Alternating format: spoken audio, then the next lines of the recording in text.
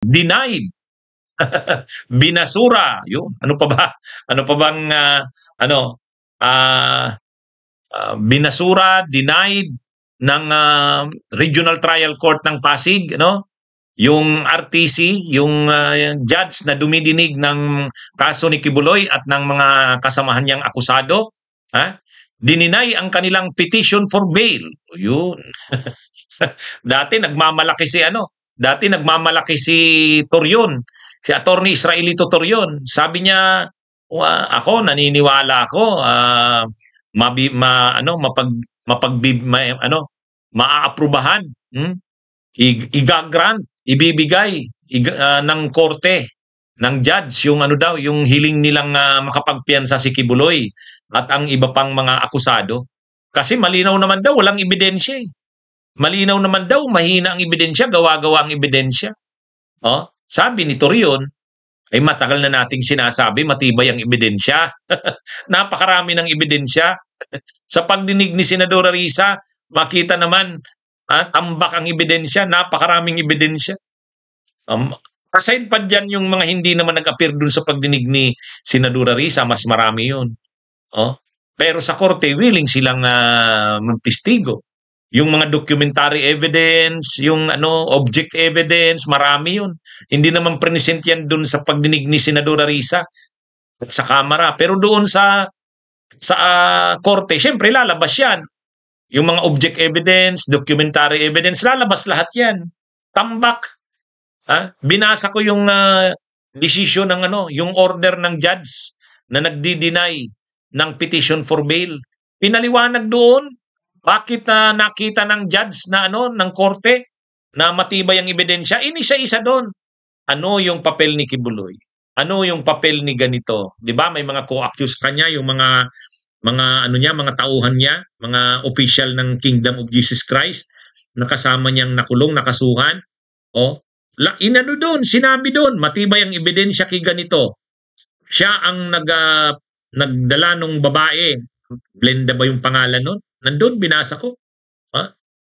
At ito ay ginamit ni Kibuloy sa sa sex. Tapos ito naman, ang nagdala naman, ang nagbantay, nagtiyak na yung mga tao ay mamamalimos, forced labor. Ginamit ang relihiyon pero ginamit sa mamamalimos, pagbebenta ng mga produkto. Ang may kagagawa naman ay si ganito, yung akusadong isa.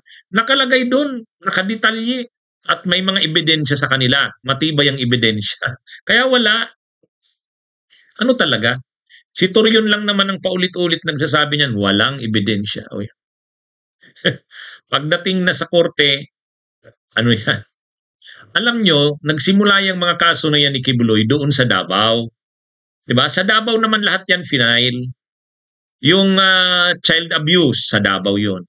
Yung human trafficking, qualified human trafficking, doon din yan sa Davao.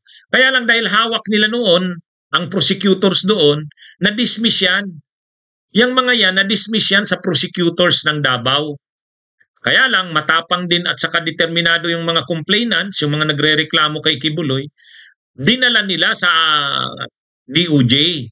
Kasi usually, kapag na-dismiss na sa prosecutor's office, ang iba hindi na, nawawala na ng gana, nawawala na ng loob. Pero yung mga complainants diyan kay Kibuloy, hindi. Panahon ni Duterte yan. Okay, natalo sila sa na-dismiss doon sa prosecutors, inaasahan na yon. Mga hawak naman ni Duterte sa kanilang Kibuloy, mga prosecutors halos diyan sa Davao.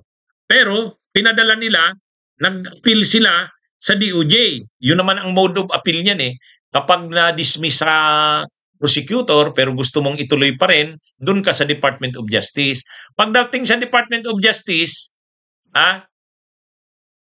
panahon nila nila Aguirre, panahon nila Guevara, hindi inaksyonan o itinabilang.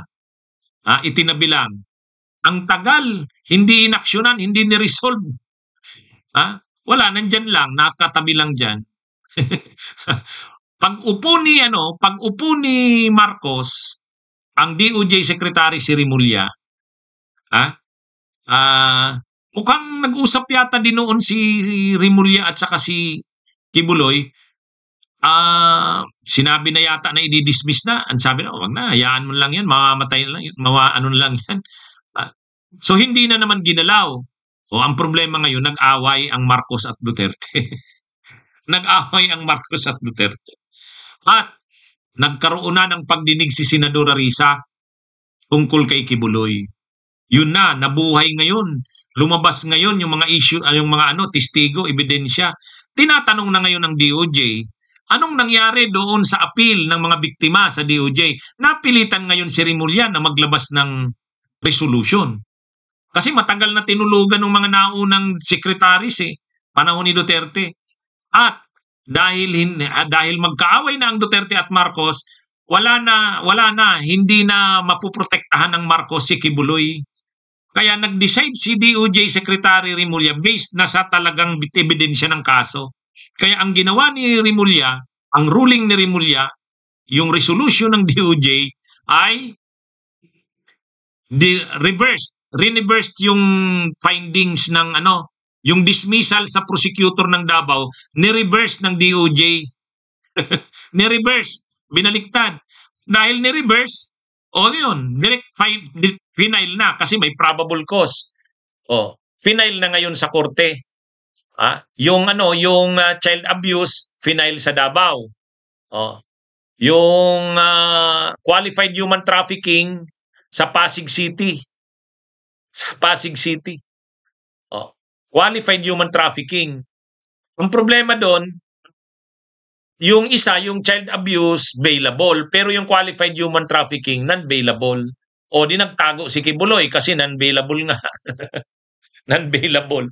Ay talaga namang hinanap siya ni Torre. Diba? Alam nyo naman yung kwento. No? Hindi tinigilan ni Torre. Hanggang sa mapilitan na si Kibuloy na lumabas sa pinagtataguan. Kasi talagang anuhin na ni Torre. I-drill niya yung ilalim. Ayun, napilitan lumabas si Kibuloy. Ayan na. Nakulong na. Ngayon, ang sinasabi ni Torion sa wala naman daw matibay na ebidensya. The evidence of guilt is not strong. Dahil the evidence of guilt is not strong, ilalaban nilang makapag-bail. Ay ang problema ngayon, ang finding ng ng judge ng korte, the evidence of guilt is strong. Kaya bail denied. Yun. So bail denied, napakalinaw, matibay ang ebidensya. Hindi naman ibig sabihin na guilty na. Hindi pa. Maghihiring pa. Pero at least, based sa nakikita ng judge, matibay ang ebidensya. Kaya nga hindi niya pinayagan mag-bail. Kasi pwede naman yan makapag-bail kahit non-bailable. Basta't ang evidence of guilt is not strong.